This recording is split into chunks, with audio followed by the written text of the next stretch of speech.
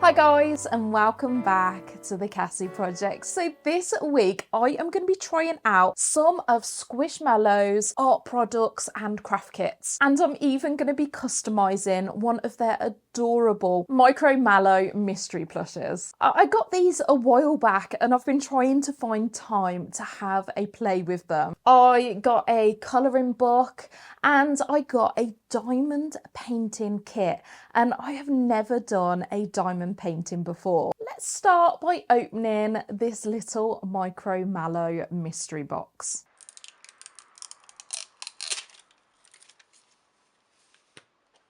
Oh my gosh, I think that's the cutest Micromallow I've ever seen. The sparkle and the rainbow blends. She's gorgeous. How am I going to customise this? It's going to be impossible. I spent some time staring at her, staring into space, not knowing what to do until I noticed that the boxes look a bit like honeycomb, especially when you connect them together. So maybe we could turn this little plush into a bee.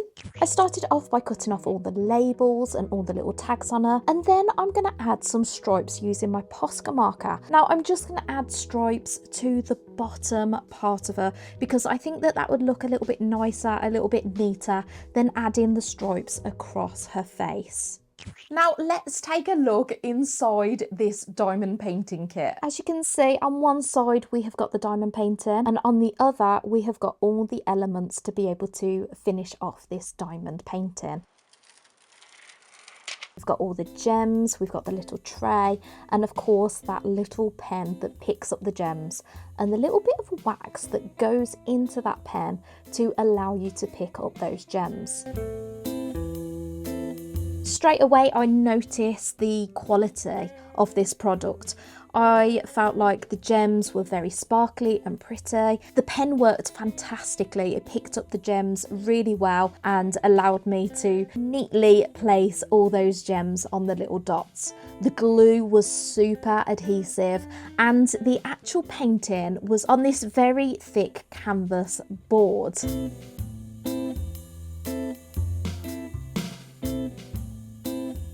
We'll finish this diamond painting kit a little bit later on, but first let's get back to the Squishmallow. I'm going in with some matte fabric paint.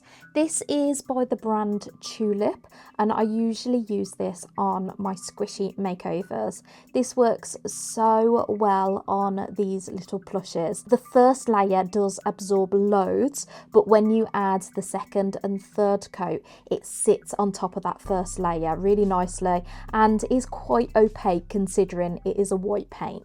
The next Squishmallow product is actually a colouring book, but it's not like a normal colouring book. It's actually a neon colouring book. Instead of white paper, the pages are printed on black paper and the line work is actually white. I've decided that I'm going to colour in this page for the first one. I thought it'd be really fun, and it's super adorable and even has frogs on it. So straight away I noticed that the paper quality is lovely. It is really thick, so I decided that I would use my alcohol markers for this. There is an illustration on each page, so it doesn't matter if you get that bleed through, but I still put a piece of cardboard behind it to protect that page underneath.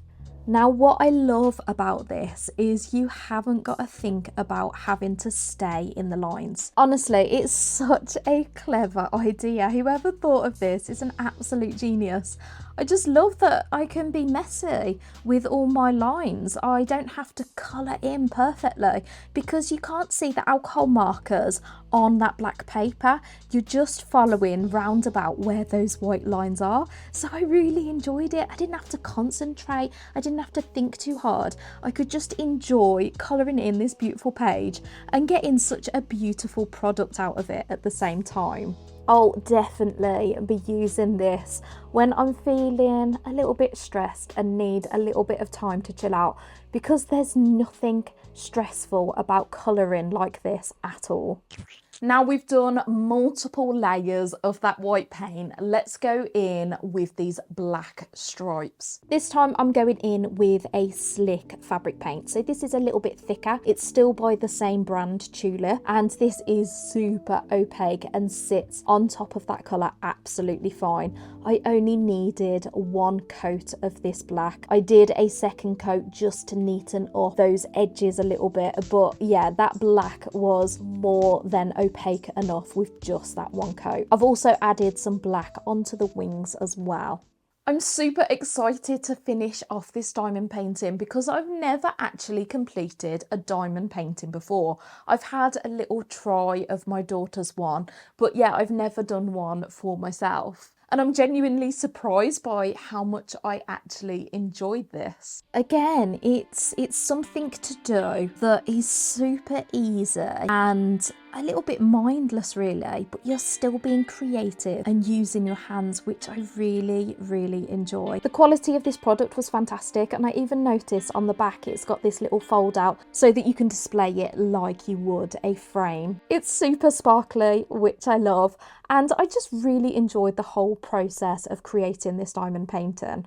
Finally, let's finish off this little plush. I'm now going to add a coat of yellow paint to all those white areas on this little Micromallow. So we're adding yellow to the face and to those little stripes in between.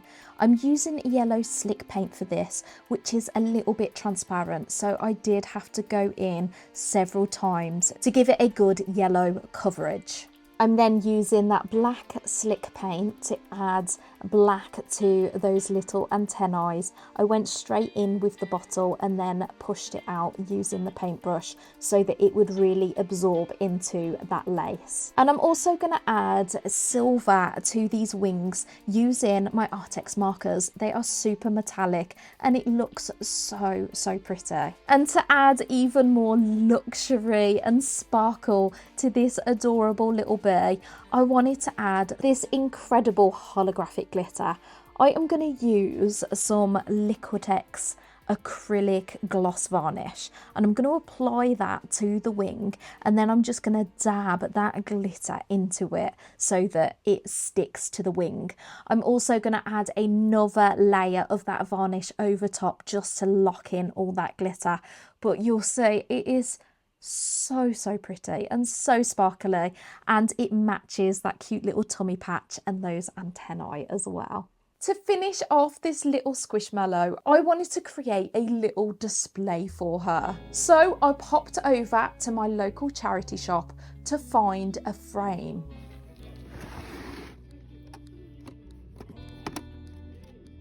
And then I came across this money box, which is like a box style frame. So I thought that could work and I could actually put the bee and the honeycomb inside. But I couldn't get the glass out of this frame.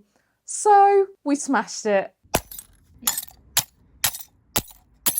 Well, that was a bit satisfying, wasn't it? I'm then going to paint the entire frame black and the inside of the box. And I'm using hot glue to stick all these different components into the box. So I've got the honeycomb at different levels, and this allows me to stick the bee outside the frame. And then I'm using the hot glue to drip honey all down these little honeycomb shapes. And then I'm going to colour them in using my Artex gold marker.